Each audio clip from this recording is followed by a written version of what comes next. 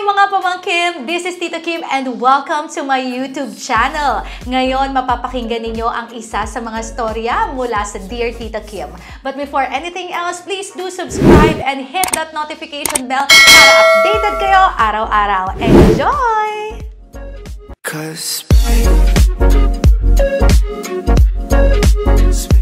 Rob na lang po, Tita Kim from Laguna po. 24 years old po, Tita Kim. Tita Kim, meron po kasi akong naka-live-in partner. Tapos kahihiwalay lang po namin this last January po. Gawa po na may third party po na na-involved po. Bakit parang lahat na lang ng mga tumawag ngayon, hiwalayan? Oh, teka lang, ilang taon na ba kayong magka-live-in partner? Bali, kulang 7 years po. Ay, ang tagal. 7 years kayo magka-live-in partner, tapos naghiwalay kayo. Sino ang nagkaroon ng third party? Yung girl po, Tita Kim.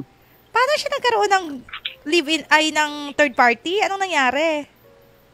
Bali, Tita Kim, meron kaming anak isa po, magsi-6 na po ngayon. Ngayon po, hindi ko po kasi siya pinapayagan magtrabaho kasi para sa akin po, Tita Kim, is pagka nagtatrabaho yung babae, parang malaking dagok sa lalaki. Parang hindi dapat nagtatrabaho yung babae. Parang gano'n po. So, ang nangyari po, Tita Kim, dahil hindi ko nga po siya pinapayagan magtrabaho kasi kaya ko naman pong i-provide lahat ng needs namin, nagpilit siya na maghanap ng trabaho this last July po, last year. Okay. Tapos po, 3 days pa lang po siya dun sa trabaho. Panggabi po kasi siya sa trabaho, massage therapist po. Okay. Nung susunduin ko po siya one time, nakita ko po nagiinom sila ng madaling araw po. Nagiinom po sila during po ng pagtatrabaho po nila. Massage therapist, tas nagiinuman sila lasing. Oh, okay na ba to, sir? So, Siyempre, Tita Kim, as lalaki, Tita Kim, magagalit siya kasi ang kainuman niya puro lalaki eh. Tapos hindi mo naman siya pinapayagan mag-inom, ganun po. So doon po nag-start, Tita Kim, yung pagtatalo. Nagtalo po kami dalawa na ganun. Tapos po, Tita Kim, after po nung pangyayaring yon, pumasok po ako sa trabaho po sa hospital. Then pag uwi ko po, may narinig po ako nakausap siya sa phone po. May kausap siya sa phone pag uwi. Anong kausap niya? Anong sinasabi niya? Medyo sweet po, Tita Kim eh. Sweet po sila ang dalawa. Beds po yung tawagan. Loves! Ay, taray. Tapos? So, syempre, Tita Kim, ako yung ka-live-in partner ko. Magre-react ako, Tita Kim. So, inago ko yung phone, tapos pinatay naman nung gay yung kanyang phone, yung call nila. Kaya hindi ko rin po masyado nalaman yung story po. Okay. Pero, ano po natin, pass forward ko na, Tita Kim. Okay. Nagkabalikan kami ng September po. Okay. Last year po. Tapos, syempre po, nagkabalikan kami. Syempre, dahil may history na nga po na nagkalokohan. So, ako po, parang nawala na yung tiwala. Every time na uuwi, syempre, chinecheck ko rin po yung phone, yung gano'n. Tapos, as a massage therapist nga po yung ka-live-in partner ko, Tita Kim, medyo may nabasa akong hindi maganda na patungkol po dun sa trabaho po. So, medyo may extra service na nangyayari, ganun po. Ha? May happy ending, ganon? Ganun po, Tita Kim. So, nabasa mo, na-discover mo na yung misis mo or yung ka-live-in partner mo na isang massage therapist sa kanilang trabaho, may happy ending. Opo, Tita Kim. O tapos? So, syempre, Tita Kim, dahil may anak nga po kami, so pinagpalipas ko lang po muna na gano'n, na alam ko lang, pero hindi po ako nagko-confront dahil ayoko nga po na masira nga po kami dalawa, lalo na po dun sa bata po. Okay. Pero syempre po, Tita Kim, may time na darating po sa point na magkakadiskusyonan, gano'n, hanggang sa na-open po. So, nagkahiwalay nga po kami this last January po. Tapos po, nasa akin po yung anak ko po ngayon. Kaso ang problema po kasi, Tita Kim, ayaw niyang pirmahan yung kasi po yung birth certificate ng bata, nung anak ko po, hindi pa niya naasikaso po pala since nung pinanganak yung anak ko. Taray, wala pa ring birth certificate? Opo, so ang naging problema, Tita Kim, humihingi ako sa kanya ng tulong para maayos na yung papers ng bata po. Kasi po, papasok na rin po siya.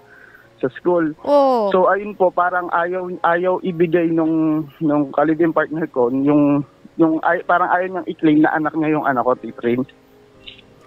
Ayaw niya i-claim na anak niya yung anak mo? Although siya po yung nagluwal, kung tutusin nga po siya yung nakakilala sa bata kasi siya yung kasama ng bata sa maghapon. Wait lang kasi normally kasi, ang mga magulang, lalo na ang nanay, ipaglalaban ng anak, lalo na kapag nasa toddler years, mga 7 years old and below, di ba? Automatic talaga sa nanay talaga yan. Pero yung hindi mo i-claim yung anak mo, tapos hindi mo man lang nagawa ng birth certificate. Opo, Tita Kim. Parang napaka-irresponsible namang yun, di ba? I mean, it's an irresponsible response ng isang magulang sa anak. Alam nga namang asikasuhin ng anak yung birth certificate niya. Yung baby ang mag-asikaso. Ayun nga din po, Tita Kim, yung nasa side ko na parang pinabayaan niya na lang yung bata ng ganon although yung birth certificate hindi na asikaso. Ay, nako, nakakaloka naman. So ngayon, naghiwalay na kayo, kinukontak ka pa ba? Nagsasabi ba na ayusin natin to, makipagbalikan na tayo, may mga ganong factor ba? Nangyari, Tita Kim, last week po kasi na-hospital yung anak ko po. Okay. Na-confine po siya ng 3 days sa private hospital po. So, anong nangyari? Kailangan ko ng birth certificate ng bata para magamit namin yung PhilHealth. Okay. Ngayon po, umano naman siya. Ang ginawa niya, dahil nga po doon sa records niya nung PhilHealth, yung PhilHealth to nung ka-live-in partner ko, na dependent po niya yung anak namin. So yung PhilHealth niya yung ginamit namin. Okay. Ang nangyari, Tita Kim, parang pagdating niya sa hospital, pag-aasikaso ng papeles, hindi pa nakakalabas yung bata. Umalis na rin kagad siya, Tita Kim. Tapos sinasabi niya na parang bahala ka na dun sa na excess bill, sa mga ganyan. Tapos ngayon nga po nag-uusap kami last week at sinasabi niya kinukuha na yung bata po sa akin. Bakit naman daw kinukuha na yung bata? Kasi, Tita Kim, dahil nga daw po na ospital, so parang pinabayaan ko daw, ganun po. Opo. So sabi niya, napakagulo naman ng sitwasyon ninyo na malulobot natin yung camera natin. So ano ngayon ang gusto mong itanong sa akin? Sa akin, Tita Kim, kasi ang hirap, Tita Kim, kasi pangmaga, Tita Kim, yung trabaho ko. Tapos nasettle na rin naman namin tungkol sa amin dalawa, kahit kayo hiwalay lang. Ang akin lang, Tita Kim, tama po ba na dapat sa kanya yung bata po? So anyway, Rob, kung tatanungin mo kung kanino yung bata, hindi po ako abogado, kumbaga para magsalita o tungkol dyan. Pero kung opinion ko lang, syempre mas maganda na nasa piling siya ng nanay on the earlier years. Kasi iba talaga mag-care din yung nanay eh. Pero again, hindi po ako lawyer, so hindi ko alam kung sino talaga ang dapat. Pero kung ako rin lang tatanungin nyo, isa pang opinion ko, kung sino yung mas responsable, syempre dapat nandoon yung bata. Hindi rin man porket na siya yung nanay, dapat nasa kanya yung bata. Kasi kung nasa kanya nga yung bata, pero yung birth certificate nga hindi mo maayos tapos may pang-inom ka. Diba? Napaka-irresponsible mo naman, diba? Kung mga 1-year-old yung bata na wala pang birth certificate or 2 years old, maintindihan ko pa yun. Pero yung lumalaki na yung bata, di mo man lang iniintindi, tapos nasa ospital yung anak mo, hindi mo man lang binantayan, umalis ka na agad. Parang napaka-irresponsible, diba? Ako bilang isang ina, parang hindi ko matake na magagawa ko yun sa anak ko. Tapos yung magiging massage therapist ka, makikipag-inuman ka sa mga kapwa sa mga katrabaho mo ng mga lalaki, tapos yung birth certificate ng anak mo, di mo maasikaso.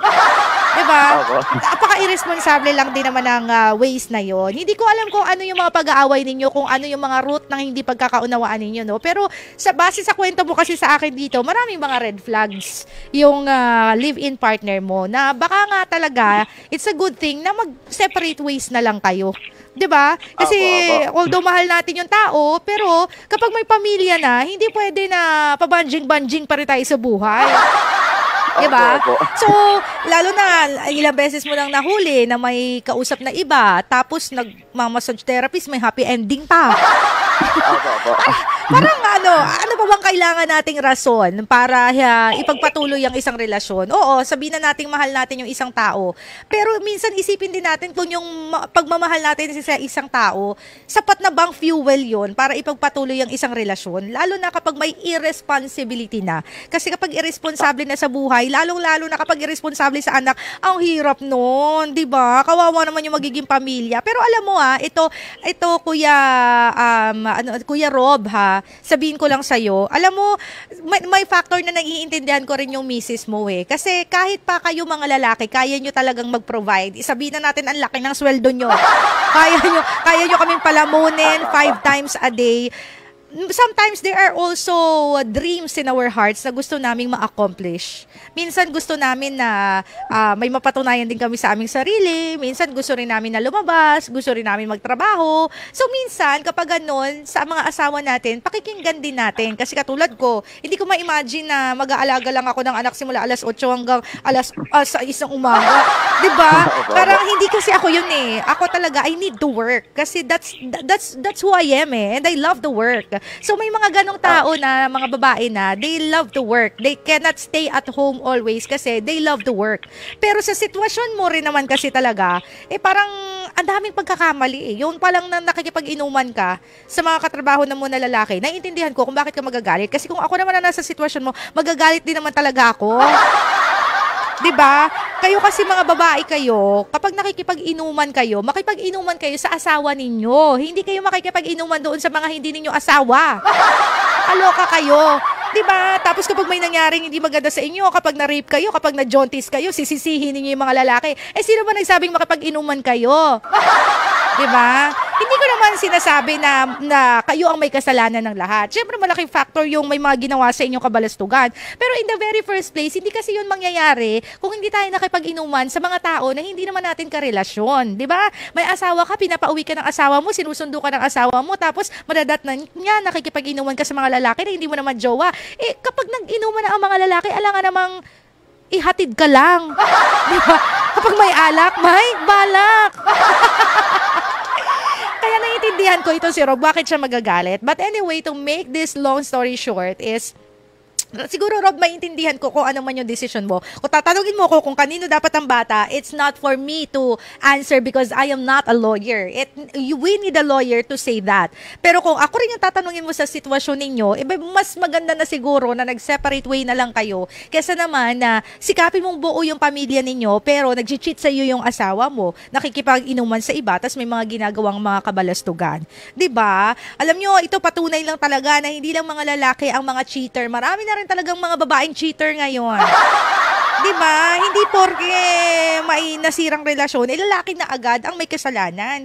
May mga part din kasi na babae talaga ang may mga kasalanan. Kaya kayo, babae man kayo o lalaki, when you are in a relationship, dumistansya kayo doon sa mga taong hindi ninyo jowa. Kasi magiging cost talaga yon ng paghihiwalay ninyo. Kung gusto nyo magkaroon ng buo na pamilya, you need to stay faithful, stay loyal, stay understanding sa inyong mga mahal sa buhay to keep the relationship hindi lang para sa inyong mga anak, kundi para sa inyong dalawa.